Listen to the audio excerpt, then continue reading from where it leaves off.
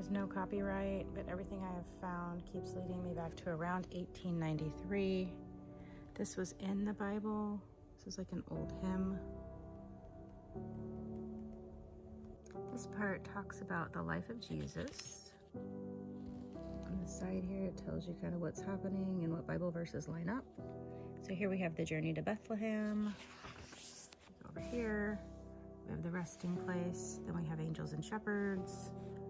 Suddenly, the voice of an angel ringing over the shadowy wilderness announcing the birth of the Messiah. Guided by the vision and message, the shepherds came to Bethlehem and found the infant prince wrapped in swaddling clothes and lying in a manger. So this shows the child Jesus. Talks about, it's in chapter 2, verse 12 of Luke. It says down here that it is April. This took place on the 8th day. So the first 7 days represent a perfect week, which mirrors the creation story in Genesis.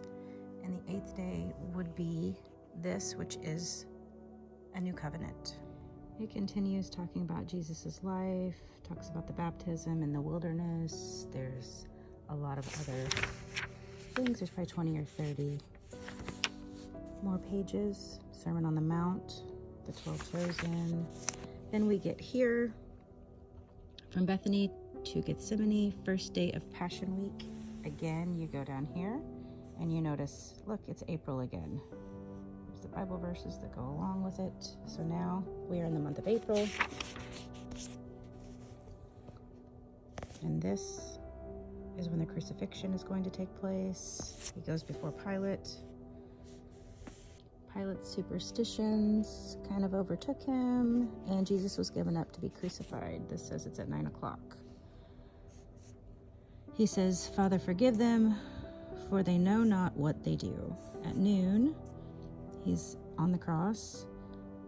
He's with 2 other men who are thieves, and as one of them is dying, he repents and appeals to Jesus.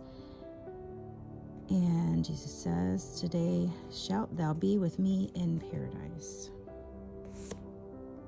At some point after noon, Jesus says, my God, why hast thou forsaken me? I thirst," expressing the awful agony of his condition. It is finished, or tetelestai. So then over here, it goes on to the resurrection. From the afternoon of the 6th till the morning of the first day of the week, the body of Jesus lay in the grave. Early at dawn on the first day of the week, women with sweet spices to complete the anointing found the tomb empty. So this is the 3-day period, and it shows that here. So again, if you go back over here and look, April is when this took place. And then you go back to the birth of Jesus, April. Not December 25th, not the Christmas that we celebrate. It just frustrates me going back to this calendar, knowing that a lot of people don't even realize when the birth took place, that it was in the spring, it was not in the winter. Probably. I mean, I don't know, I wasn't there to know for sure. But from what I read in the older Bibles, this is what they all say. And it frustrates me that we don't celebrate the most important day of all history on the correct day, or at least at the correct time of year. Don't get me wrong, Resurrection Day is just as important as Jesus' birth.